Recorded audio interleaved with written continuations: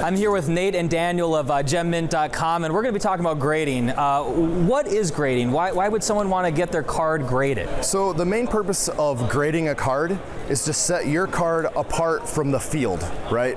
So when you're opening up packs, you're going to come across a bunch of raw, ungraded cards, and they're going to be all manufactured at the same place, all cut on the same blade, all that. And so what you want to do is you want to make sure that your card is in better condition than everybody else's, right? So it's kind of like a puff your chest out, mine's looks better than yours kind of thing, you know? What are graders looking for? Yeah, so we're looking for scratches, dimples, rough edges, if there's a border around the card, if it's cut a little wonky or diagonal, all those things can make it so that your grade is a little bit lower. What does it do to the value of a card if it gets like a 10 versus like a 7 or an 8? Usually a 10 is going to have a premium. Typically anywhere between 4 and 10x of what a raw card would go for, ungraded. In modern era, 9, typically, depending on the rarity of the card, is going to be the same as if it was ungraded. 8 or 9, right around that range. So if you have a $10 card that's ungraded, get it graded and it gets to be a 10, it could become a $100 card. But if you don't get that 10 and it's a 9, it might be still a $10 card. That is kind of the game that we all play, right? Especially here as sellers. We're all looking for raw cards that we can grade because of that multiplier, right?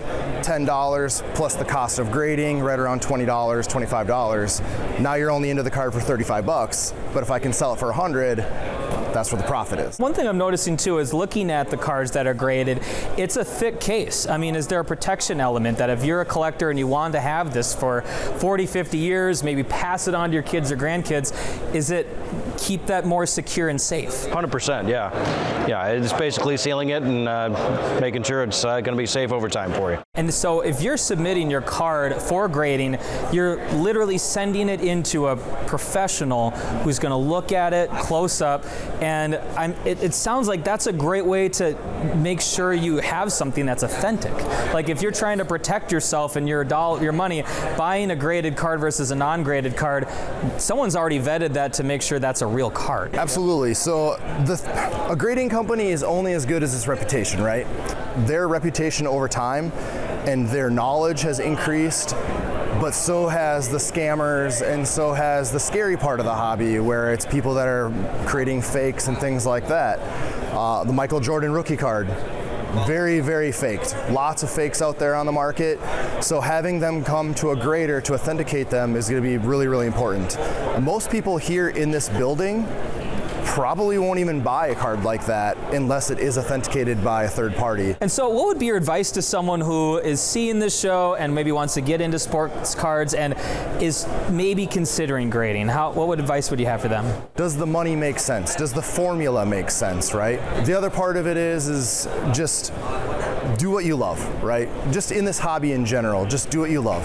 I want that card because I like it, and I want to appreciate it, and I want to protect it. Judge the card as though it's not your card.